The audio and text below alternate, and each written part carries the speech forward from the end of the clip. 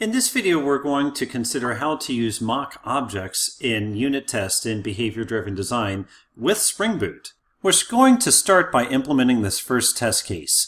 Given user is logged into My Plant Diary, when the user searches for Eastern Redbud, when the user adds text details about the Eastern Redbud, and I should say to the specimen, then the user's Eastern Redbud will be saved. Those last 5 words are important because the test that we wrote so far is just doing some lookup. But this is a save test, which means we're going to go to the specimen. Actually, yeah, I just realized I have that misworded. I have specimen DAO. That should be service. And there we go. We're going to go to the specimen service, and the specimen service will access the specimen DAO. So service is like business layer logic. DAO is persistence logic.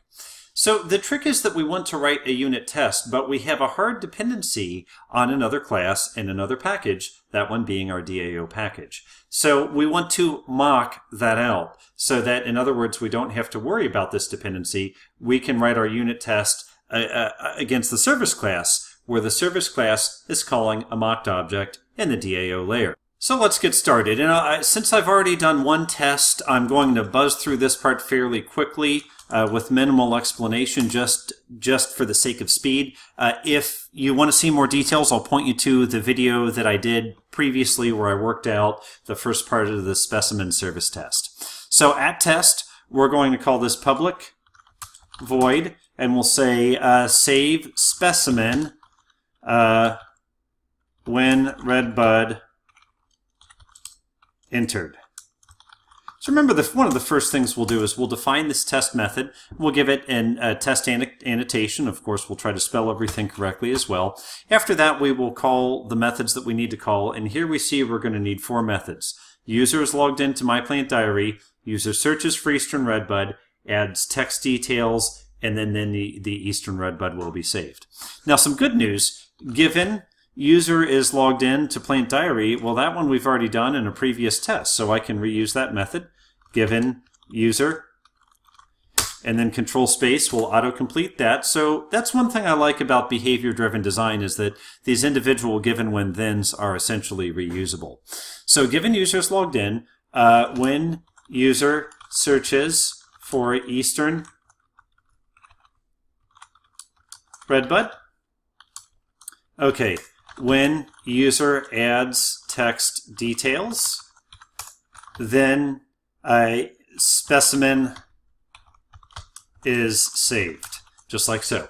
Now, those last 3 methods do not yet exist, so I need to create them. We can do the quick fix Control-1 and say create method, or you can just hover over and press Control-1, which normally works, but in my case, unless I'm using a VM through a browser and the browser intercepts my keyboard shortcuts. So I'll just do it the old-fashioned way here and click and create method. So now we've created all of the given when then methods that we need. When the user searches for Eastern Redbud is going to be a fairly straightforward one to create, because in a previous video I had this one where we had the user searches for junk. So I can simply reapply that up here. And we will just say fetch plants, and we'll pass in Eastern Redbud. Okay, when user adds text details. So in this case, we're going to need to create a specimen object and save it. So here we're going to say, take away a little bit of stuff here, specimen DTO, specimen equals new specimen DTO.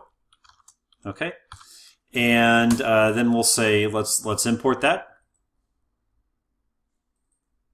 Okay, and then we'll say specimen dot set, let's see, what do we have here? Specimen ID. Set specimen ID, that's going to be the tricky one. We're going to need to get that from our plant. So first, whoops, one moment. Okay, first we'll need to get a plant. So we'll say plants. We'll just assume the first plant that we got back is our matching plant. So plant.get. And we will pass in a 0, and that should return to us a matching plant. Let me go ahead and put my cursor on the get. Normally I would do a Control-1 here, but we'll do quick fix, and we'll say assign to new local variable. So there we go. There's our plant DTO. Now you might say, well, that's an unsafe operation, because what if the plant's collection is null? Well, that's okay. We'll get a null pointer exception and our unit test will fail. So it's kind of funny because the bulletproofing you would normally think to do, you don't always want to do in a unit test because you want to see what happens if you take your shields off. Does the application fall over? Okay, so specimen ID, set specimen ID.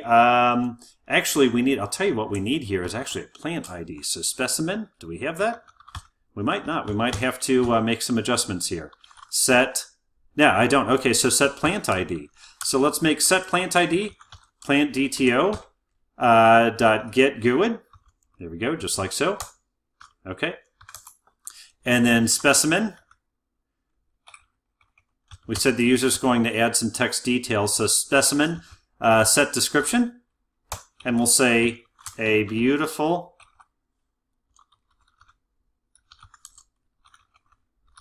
redbud I planted myself, something like that. Okay. And then we're going to say, then specimen is saved. So this is good enough for our win because we're simply setting things up a little bit. So then specimen is saved. For this, we'll say specimen. We'll access that specimen service. There we go, specimen service. And then we'll say save and take a look at what the save method accepts. The saves method accepts a specimen DTO object. So that one's easy enough. We're just going to have to promote this from being a local variable. We're going to make it into a field. So control 1, does that give me any options here? If I right click, say quick fix, and convert local variable to field, that's fine. If you didn't see that, I can show you the end result. It simply moved the declaration of our specimen DTO up here, up to line number 24. Okay, good. So specimen service.save, and then we'll say specimen. Okay, and save. Now, a couple things I want to do here. I could say that an exception would indicate that it's not saved. So what I could do here is say try. A couple ways I could do this. Kind of funny way to do it. Try and then catch exception E. So we should not get here. We should not get here if the test passes. So we'll just issue a fail. And remember, fail just forces the test to fail. And now we're going to need to do a static import. So assert.fail, there we go. Now, to effectively do this, we really have to know how try-catch blocks work. If this line is successful, it's going to execute the next line and skip the catch block. If this line is not successful, it will skip the next line and go to the catch block. So a try-catch is kind of like an if test, or some people even call it a go-to.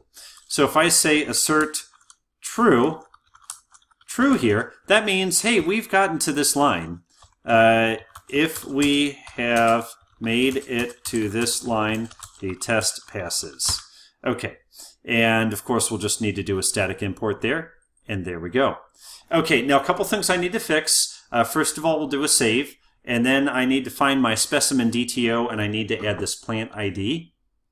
So we'll find our DTO, specimen DTO, and we'll simply add a new private int plant ID, terminate with the semicolon, right click, and let's go to source, and let's say generate getters and setters.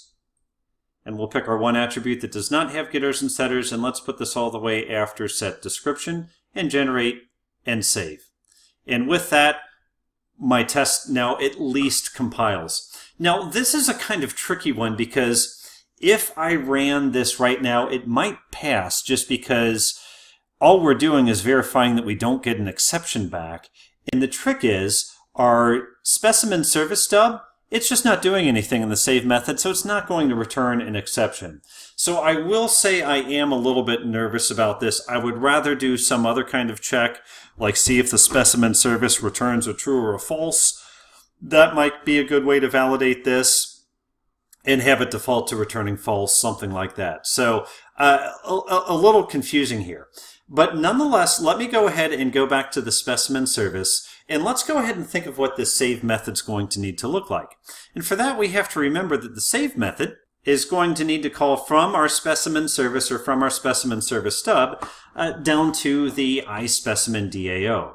So what we'll do here is we will declare a new attribute. So we'll say private specimen let's say iSpecimen DAO, because we always want to use interfaces. iSpecimen DAO, specimen DAO, just like so. And we can go ahead and put the @AutoWired on top of that. Now the trick is, okay, we'll add that AutoWired. Import AutoWired. Trick is we haven't made the specimen DAO yet, so we're going to need to make it in a moment. As a matter of fact, let's go ahead and do it now. And we know that's going to belong in the DAO package. So we don't have a DAO package, so let's make one. Right-click, New, and we'll say Interface, because this is an interface. Package is going to be com.plantplaces.dao. So this is the start of our DAO. And remember, we're making an interface, iSpecimen DAO, and finish. And on this iSpecimen DAO, of course, we're going to want to write some JavaDoc, but I will say void save specimen DTO, specimen DTO. So we're just defining our contract here, specimen DTO, throws exception, and terminate with a semicolon. Okay, now it needs to know what a specimen DTO is, so we simply add an import here. And note that we're just defining the interface. Sorry, let me bump this out so you can see it in high def. Note that we're just defining an interface, which is a collection of methods. We have not actually defined the class that will implement this interface. Okay, back to my stub, and back to the line that didn't compile before. So what we'll need to do now is we'll need to say import iSpecimen DAO. And we're going to go down, and in the save method, we're going to say, sorry, I'm going to make one change there.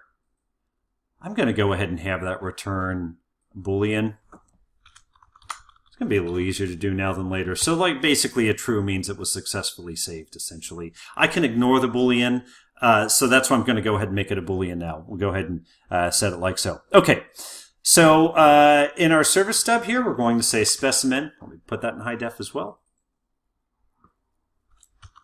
Specimen DAO dot save specimen DTO, like so, and terminate with a semicolon. Okay, now let's see, it doesn't like that I have an unhandled exception, so I'm going to add a throws declaration, and you know what? Since I'm refactoring this, I'm going to go ahead and have this return a Boolean as well, because I'm going to need to go back and change the specimen service, the iSpecimen service here. I'm going to need to change this as well to return a Boolean and throws exception. If you don't know why, the reason why is this interface here, which is a list of methods, has to stay in sync with the class that is implementing the interface, which is this class right here. We have to make sure these two things stay the same. Okay, so I'll say Boolean result equals specimen DAO save, and we'll say return result. The reason I did that, and this is another good reason to do test-driven design, is sometimes you think through these things and realize, oh, there's a better way I could do this. The reason I did that is to make my test here look a little bit more pretty. Instead of just assert true, true, I can say Boolean result, because specimen service.save, by the way, we're in my test class now, specimen service.save used to return a void, now it returns a Boolean. Now I can assert true result like so. A little easier than dealing with exceptions. I'll go ahead and leave the exception handler in there, but that just looks a lot more clean in my test.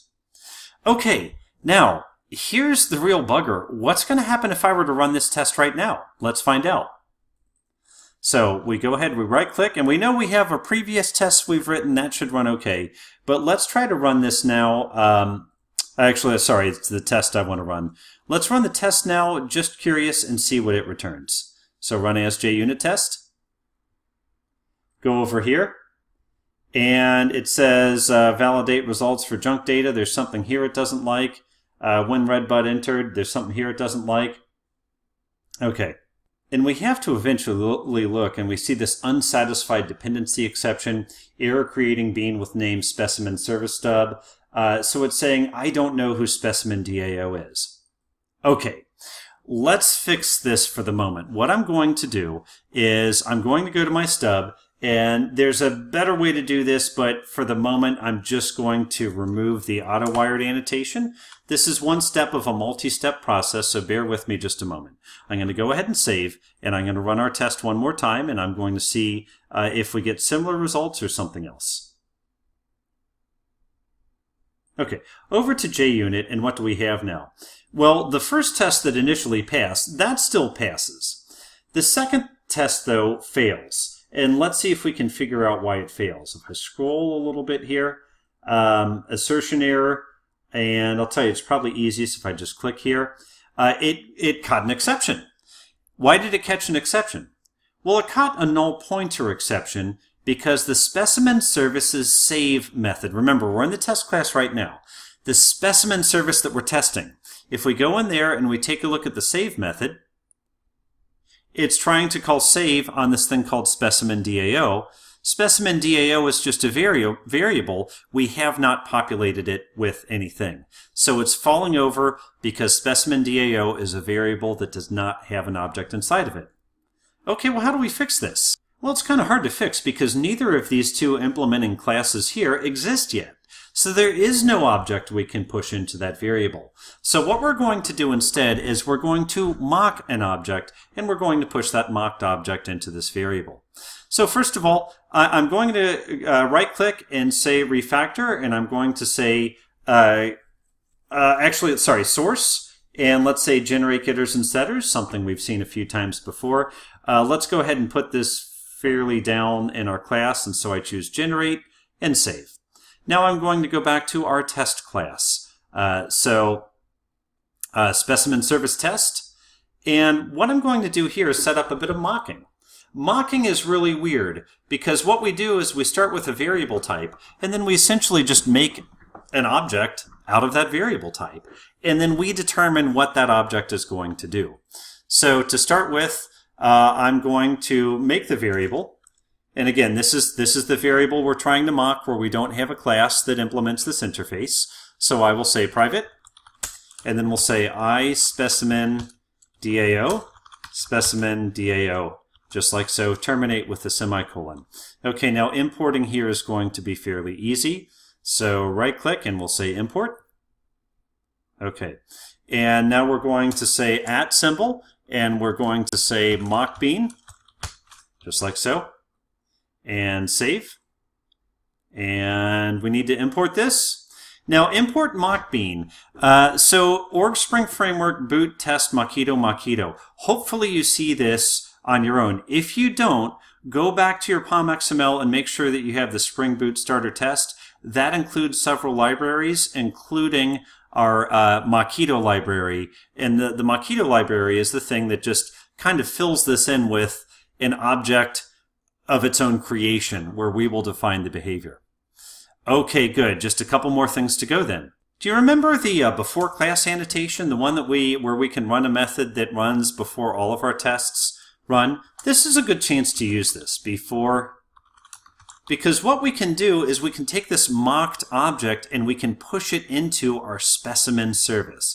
So at before class, we'll say public static void setup, which is the traditional word for this method.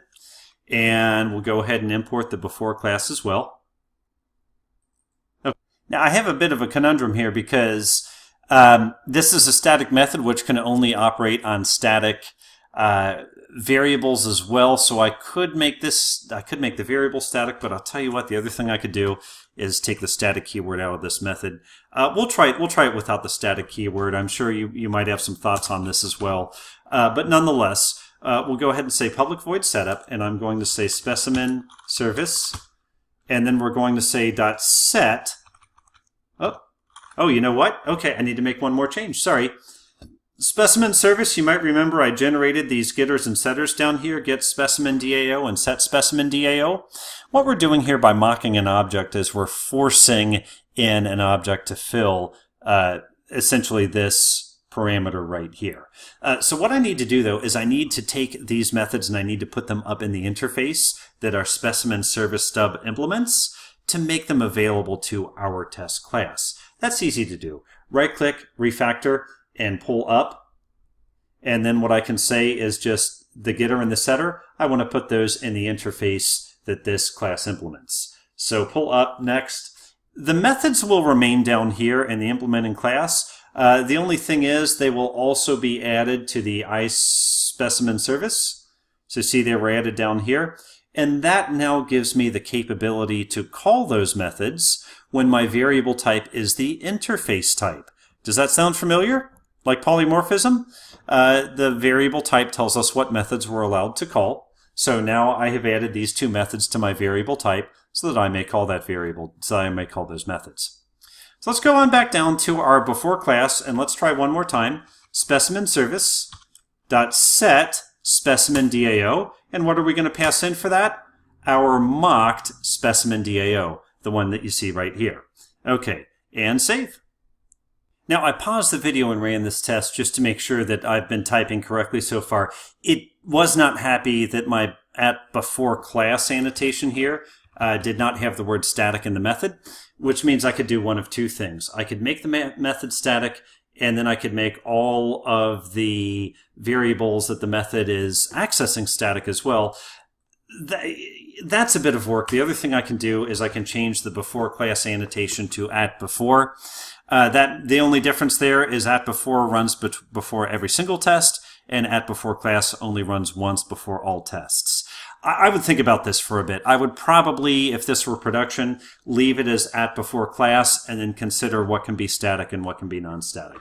But nonetheless, I just did that off camera, wanted to explain myself, and then go ahead and run this test again. Let's see what the output is going to be right now. Remember last time we got some issues around null pointer, and then we also got some issues that we were unable to compile. If I look now, we see that the test I wrote a couple videos ago, that still works. This test does not work, or it does not pass rather. And the reason why it does not pass is this assert true. Okay, so why is the assert true not true? Well, we have to think about this one for a moment. Let's take a look at the specimen service save method. And we see what it's doing, zoom up here a little bit, is that it's calling our specimen DAO, and it is simply taking the result of that and returning that. So specimen DAO must be returning false. And indeed it is, because the default behavior of a Boolean is false. If you don't assign true to a Boolean after it's initialized, it will typically default to false. So what we need to do is, back in our test again, we need to take a look at our test and we need to think, okay, I no longer have the null pointer exception because I am indeed populating the specimen DAO. But the problem is I'm not telling the specimen DAO what to do when the save method is called. So let's tell it what to do. For this, I'm going to say Mockito, and then we'll say when. This gets really interesting. Specimen DAO dot save. And we'll just pass in a new specimen DTO. We won't be too concerned about what that is. So just an empty object at this point. Now, what am I doing here? Because this syntax looks really weird. The when means when this method is called on our mocked object, I want to specify what the behavior should be next. It's kind of weird because the when is really talking about this method here, but to get to that method, we have to pass in some kind of object, so new specimen DTO in this case.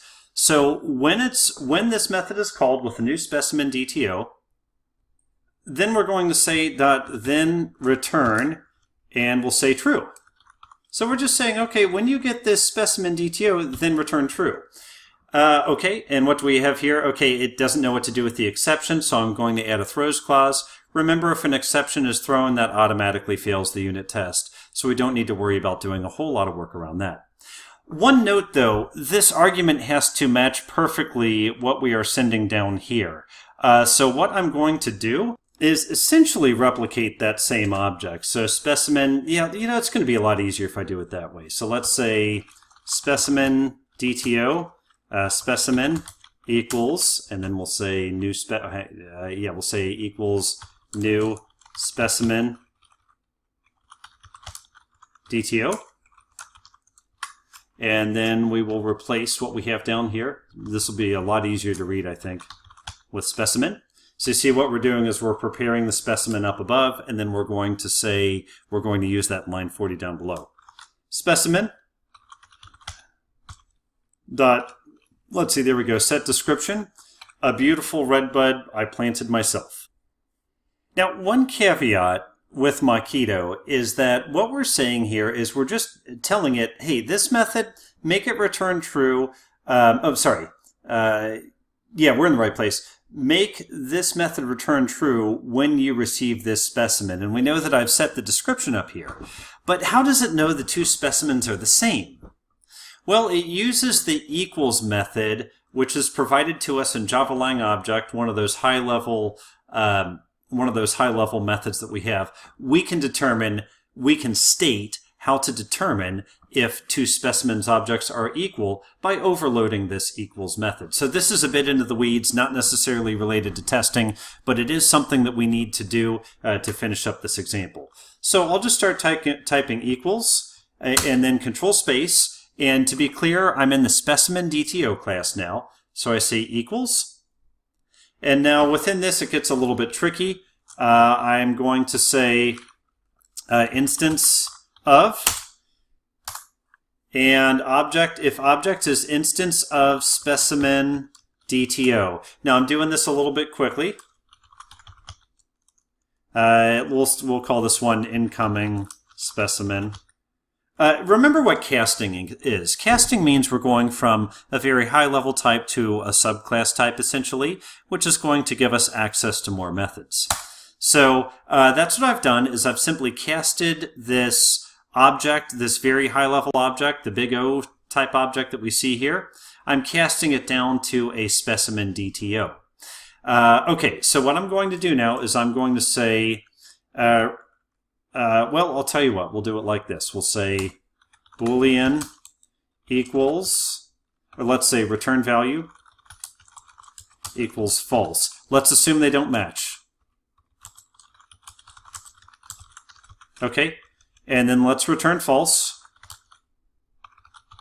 Oh, sorry, return value. But if they do match, then we'll flip that sign for return value. So we'll say if, we'll actually make it even easier. We'll say return value equals incoming specimen dot get specimen ID equal get specimen ID. Okay, wow, we really have to look closely at this one to understand what's going on. We are receiving another object here that hopefully is a specimen DTO. What we're doing is we're saying get the specimen ID of that specimen DTO and compare it to our specimen ID. If the two are equal, return value will be true. If the two are different, return value will be false. So I did it all in one line there, and just be very careful the difference between single equal, which is assignment, versus double equal, which is comparison. Just be careful of that. With that being said, let me enhance my test a little bit more, and we're getting really close now, hopefully, we're getting really close to seeing a passing test.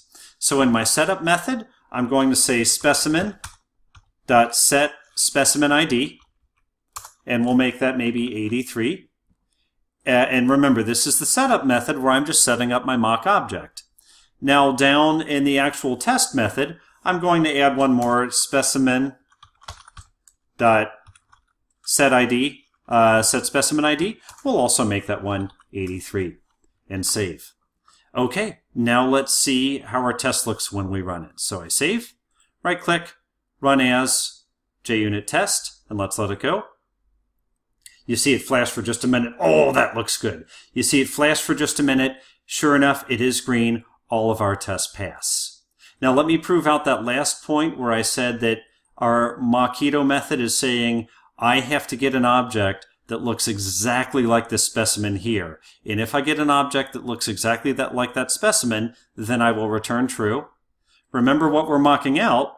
If we go to our specimen service stub, which, specimen service stub, we're essentially mocking out this line right here. Okay, that's what we're mocking out in our unit test, the result of this line. Let's test my theory. Let's go back to our test. So we're getting a lot of, usually I use my keyboard to get around here. Let's, just for S and Gs, let's change this specimen ID to 80. And let's leave the specimen ID down here at 83. So they're not the same specimen. And therefore our mocked object won't know what to return, and so it will go with the default of false instead of true. If all works well, our unit test should fail now because our mocked object is not getting, the mock DAO is not getting this specimen here. So it says, I don't know what to do, so it returns false. Hop over to JUnit, and sure enough, it returns false. So I know that was a lot of typing, and the video went a little bit longer than I wanted, but nonetheless, the goal of mocking here is that if we need to test a class, in our case, we're testing the class called specimen service. If we need to test a class like specimen service, and we go into that class and we see that specimen service has a hard dependency on a downstream class that we don't want to test, well, then Mockito allows us to just make a mock of that downstream dependency, which is what we're doing here, pass that downstream dependency into the class that we are testing, and we know that given predictable input, which we have here in the when clause, we will get predictable results, and then we can write our unit test around that predictable input and predictable results. So that's a look at Mockito. One other thing that Mockito can do is it records all these mocked methods that we're calling, and then it has the capability for us to verify that the methods were indeed called.